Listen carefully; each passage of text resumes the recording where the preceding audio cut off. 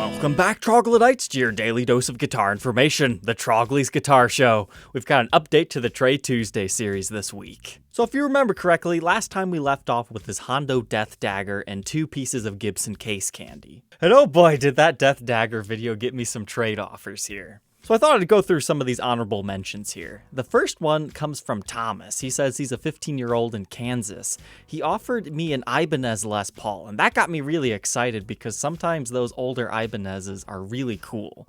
Now this one, I don't think I've ever seen one that has such a deformed body like that. But then again, I have not dove too much into these guys. This one was definitely intriguing, but it was just a little bit more worn than I was gonna like, and it wasn't quite what I was expecting him to show me. And after the cost of him shipping it, it probably wouldn't have worked out. And then I had somebody offer me a custom build.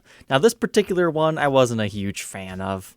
But this Telecaster, that's really cool for a custom build. Good job on that one. It's got some binding. It's not quite a Telecaster shape, but you can still tell what he was going for. I'm definitely digging that finish. But homemade guitars, while they are really cool and sometimes play even better than production instruments, the resale value, not quite there. But I think that one could gauge somebody's interest. And our last honorable mention, there's a Heineken branded like Strat that just has a humbucker in it. But no, I kind of took the easy way out on this one because nothing really caught my attention enough. This ended up selling for $400 plus $65 shipping. And thankfully this was done in a private PayPal sale, so that saved me a little bit in fees, but all said and done, we netted $392 out of the Hondo Death Dagger. So now we have approximately $120 more spending power than we did before. So if you've been wondering why we took a 2-week break here on this series, it's because I was just looking for something interesting to buy. I don't want to buy just anything for this series. I want it to be kind of cool, out of the ordinary, and interesting. And nothing was showing up. But then I got a message on Reverb from Jack's Gear Garage with my next purchase. So we decided to meet up. Let me take you on that adventure. So first, here's the pedal. Okay, so what exactly does this pedal do? So this is a tube-powered preamp and overdrive pedal. Each one of these is a different save. And you can have like 1 overdrive, 2 overdrive, 3, like one can be like more of a high gain, while one's more of a boost. Okay. And it also, I believe it does work with an interface as well. So you can plug it directly in. Has a MIDI control on the back. That'll be interesting to play around with. Yeah, it was fun. Now the guitar. This is interesting because I've kind of wanted one of these for a while in this configuration. And it just happens that, every Electra I get has to have the exact same headstock snap. Right. The one I had, it had the exact same thing, but on this side. Oh, really? Yeah, so it's kind of funny, especially since it's within the Trade Tuesday series. All the hardware's brass. I think the bridge may be replaced, but the tailpiece is original. I changed the strings last night. Cool. So what's your story behind this? So my buddy actually got this because he loves maple fretboards. Okay. The wind got pretty bad here. I didn't have anything over my mics. Essentially, his buddy got this. He traded it in to him because he was going to do all the repairs for it, but it just got lost in the project pile. He knew that I kind of had a little bit of an interest in something like this, so that's why he offered it up to the Trade Tuesday series. This part was just too funny not to leave in. So I was like, I'll message him. And I figured it'd be going to like a, I believe it is next. Only real reason I wanted to get rid of it is because I can't find a sound with my setup that I like. It's all very bass heavy. Okay. So. Yeah, I'm sure somebody will know what to do with this thing. So we were able to pick up this pedal and Project Electra for $350, which was a pretty good deal because I think with a little bit of TLC, we'll be able to get this Electra back up and running. So let's get this thing home and on the workbench. All right, so here's what we brought home. Actually, a really nice haul for $350. So we were initially talking about this guitar, but he had forgotten that it had that headstock crack. And it definitely looks scary in photos, but I'm glad that I took the risk on this because it feels completely secure. It's kind of like my last Electra. It looks ugly as all get out, but it definitely still functions. You can also see we have a chunk of binding missing right there from that impact. I also saw an area where the maple cap is actually lifting up. That would be easy to clamp down and glue, but I don't have that available to me, so that's an option for someone. One of the positions on this tone selector do not work, but all the other ones do. It appears these pickups have been replaced, bridge and tailpiece potentially as well, and it's definitely got some wear and tear. Somebody wrote Kurt died on the back right there. It looks like we have a strap button that was placed somewhere else. But essentially what this is an Electra Omega X230 model. So there's a bunch of different Electra Les Pauls out there, but this is like the blonde beauty equivalent. Gibson did make something that looked very similar to this, it just didn't have the black trapezoid inlays. It still had the mother of pearl and it was a Les Paul custom. So this particular model was made from 1976 all the way until 1981. Only the first year has that Gibson styled headstock. All the rest of these will have this fan shape. So that means this is made somewhere between 77 to 81. Unfortunately, the serial number sticker on the back has been removed. That would also tell you what model it was, so it's thanks to this website right here that I was even able to identify this thing. So despite this thing looking a little bit rough, it's actually a really beautiful guitar. I love all the flamed maple that they've got going on here. I'm pretty sure this is just a veneer, but we'll see that here in a minute on the workbench. And heck, even the face of the headstock has it. That is a fancy looking guitar. Can't wait to take a look at that. So this is made by a Danish company called T-Rex Engineering. Apparently brand new, this pedal was $600. That's crazy. So what exactly is this thing anyways? It's an overdrive guitar pedal as well as a preamp if you choose to use it like that, and it operates on two 12AX7 tubes. That's the same thing that's in my Mesa Boogie. So you're going to get real tube amp distortion tones out of this thing. But they call it the Spin Doctor because you have 4 programmable banks right here. So essentially you select your A, you dial in what type of tube drive you want, you dial in your tone, you dial out the output level. So if you want something that's like classic rock, you could assign that to A, and then for B you could get something that's just clean, you can get something that's heavier for C. It seems to be a really versatile pedal. So let's go ahead and throw this guy on the workbench and take an individual look at its parts and specs. Oh boy, this guitar is just a bunch of bad news. So I've always wanted one of these in this configuration, right? And I had a great time with my last Electra Outlaw. That guitar really exceeded my expectations. This one, it's more like that Effector Les Paul. So it doesn't look to be the most skillfully constructed guitar in the world, despite being made in Japan. But let's go ahead and take a look at this thing. So unfortunately, the original Super Magnaflux pickups have been swapped out for, I have no idea. These look like cheap Epiphone pickups to me. They're definitely not going to be anything special, that's for sure. If you look in here, you can tell that whoever put these in, all they did was splice them to the original wiring. They likely did it that way so they wouldn't have to mess with this and all the other stuff that this thing's got going on. Because instead of a toggle switch on this guy, you have a 5-way selector switch. So 1, 2, 3, 4, 5. Now originally this would have had a large black plastic poker chip that read 1 through 5. But somebody removed that just to make the look of the guitar a little bit cleaner. So originally, first position would be both in series and in phase, 2 would be just the neck pickup, 3 would be both in parallel and in phase, kind of like the standard middle position on a Les Paul, 4 would be just the bridge pickup, and then 5 would be both of them again, but in series and out of phase, so kind of like a thin, quacky sound. Now, as far as this one, I really don't know. With swapped out pickups, changed wiring, who knows what this thing's actually doing. So we'll have to dig into that a little bit later. But here's kind of what made me sad to see. This is one of them particle board guitars, where it's everything but the kitchen sink. So it looks like at least 1, 2, 3, 4, 5, 6 layers in between. And then they kind of have a whatever wood core to the back. So they're not actually carving maple in order to get that carved top to it. All they're doing is layering a bunch of wood. Sometimes you'll actually have gaps in between these. Yeah, there's a good example right there where there's a gap.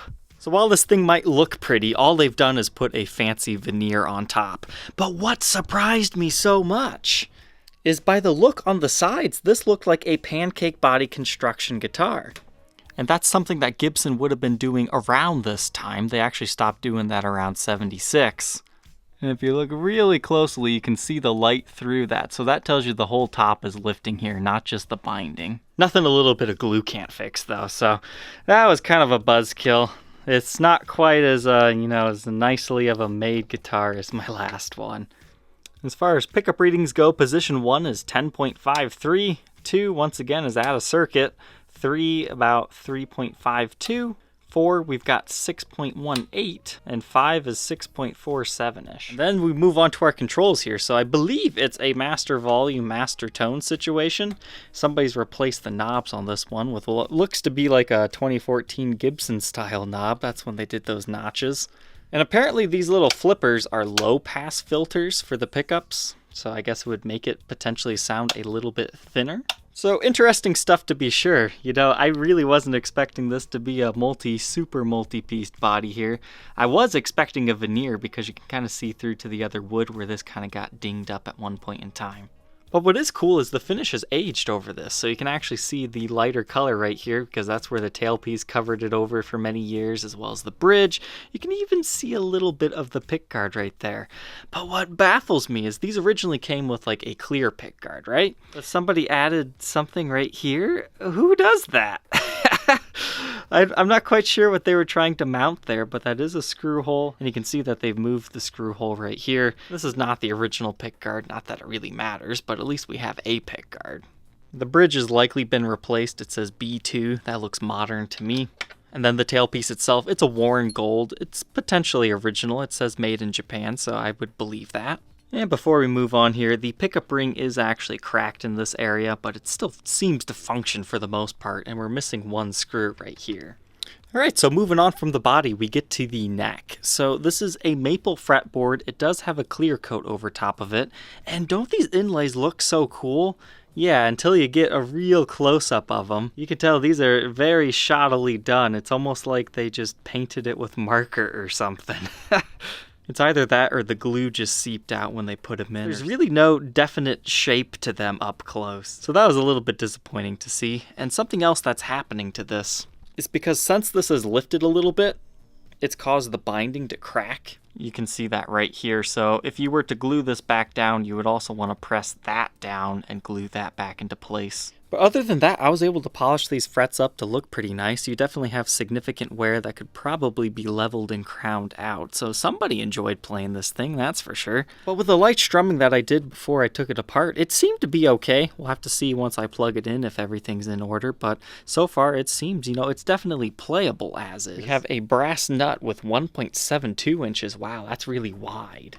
So by the 12th, we're looking at 2.08, so that's about average. First fret neck depth, 0.89 inches. And by the 12th, a perfect 1. That's definitely a nice and rounded neck profile. So first fret looks like this, then by the 12th, it looks like that.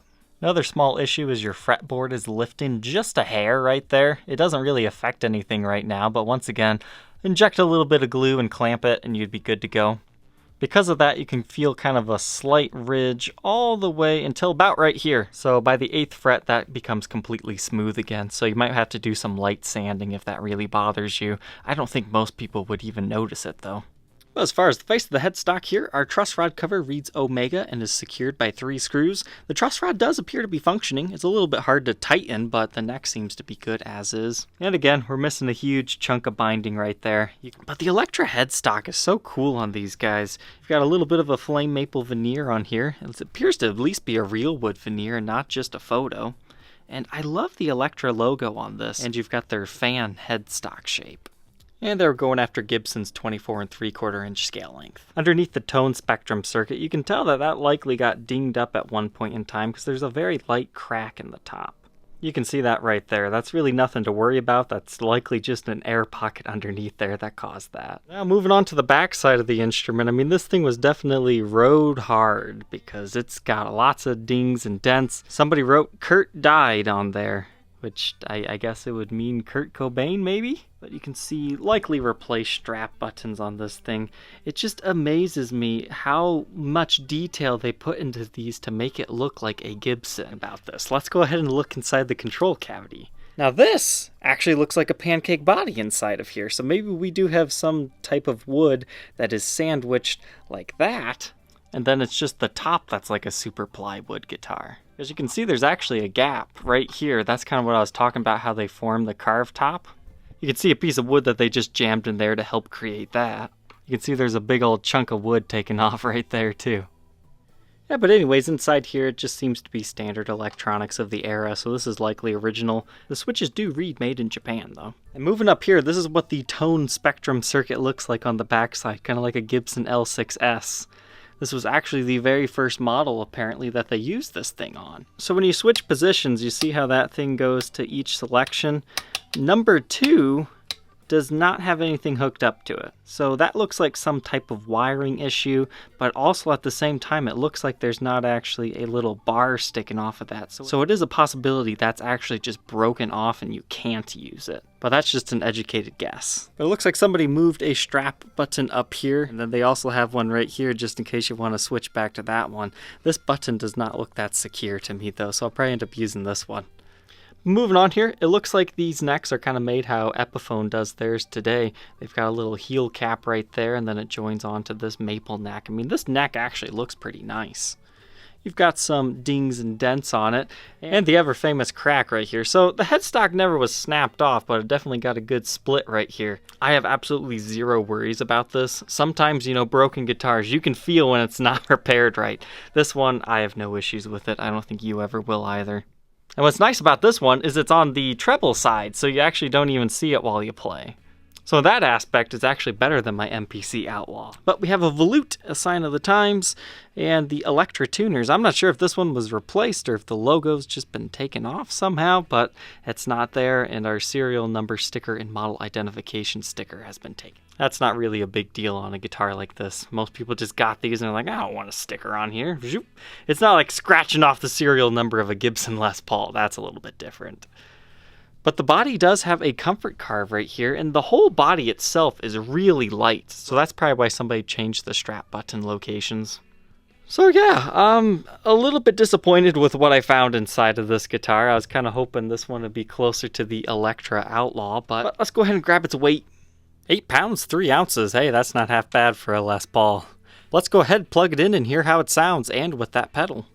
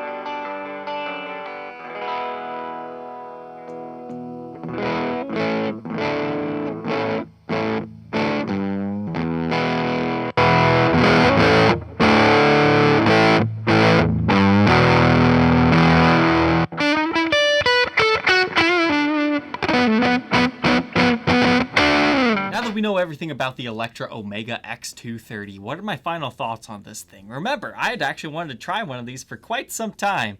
Honestly, I wish I would have just left it alone because I was just left disappointed with this thing. So this one's had a bunch of modifications. It's been a bit abused, but even though it's got some parts lifting, you can definitely play it as is. The only thing you really need to do is put better pickups in this. They just did not inspire me to play absolutely anything. Usually my playing demo segments run about 40 minutes and I cut it down to like 2 minutes of good stuff. This was about 12 minutes and it was just not a lot of fun. But the way the guitar actually plays, it's actually surprisingly good. A little bit stiff feeling right here, but I think you could definitely dial this in to be a nice player. So this pickup selector switch, I don't know if it's doing what it's supposed to be doing. Sometimes that second position will come in, but it's the same as the first position. That fourth position sounds really quiet to me, so I don't know, maybe there's something wrong there. I think it all just stems down to these really crappy garbage pickups. And this is definitely a neck-heavy guitar. I can see why somebody moved this, because this is probably still solid maple, whereas this body's kind of, you know, plywood and partially real wood. So all in all, beautiful guitar, just not necessarily as good as I thought it was going to be. And what did I think of this T-Rex pedal? It probably belongs in the trash. I could not dial anything remotely good out of this thing. I believe the tubes need to be replaced on this. This sounded like an amp that was farting out. So I don't think it's necessarily the pedal's fault. I think it just needs some maintenance and upkeep. So how did we do for $350? I think we'll be able to get our money back and make maybe 50 bucks. I'm gonna list this as a trade value of 400 bucks just to see what we can get. One of these things in cleaner shape is worth about 600 or so. So we'll see if anybody wants to tackle this project and trade me something cool for it. And as far as this pedal, it looks like fully functioning. They list between 150 to 200. I'm gonna put like a 150 trade value on this. Because you gotta remember, I priced these a little bit higher than I expect to be able to get. That way we can give trading a chance here to see what we can find. You can email me at tradetrogly@gmail.com. We have the Electra Omega X230, we've got this T-Rex pedal, and we've got 2 pieces of case candy yet from the first episode. So thank you, Troglodytes, for tuning into this episode of Trade Tuesday. I can't wait to see what we get for our next installment, but we'll just do this quick blacklight test here, just so you guys can see all those areas of wear that crack along the neck. This will also kind of help show you how the fretboard's lifting right there. There also is some wear to the neck's finish right here. So somebody really loved playing this guitar, and it does play well. I didn't notice any like super buzzing out spots.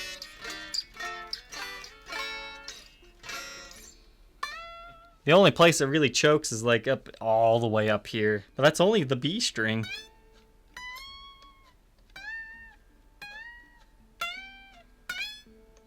So that's not too bad. But this does have a really cool evil glow to it. I guess we should probably check around the edges before we say goodbye here too. I mean, this was somebody's road dog, so don't let the conditions scare you away on this one. I liked this guitar a lot more before I took it apart and realized what exactly this was. So I remember bringing it home, plugging it in, and being like, you know, this actually sounds nice. But it did not agree with me today. Alright, thank you Troglodytes for tuning in today. Don't forget to like, comment, and subscribe, and we will see you tomorrow on the next episode. Take care.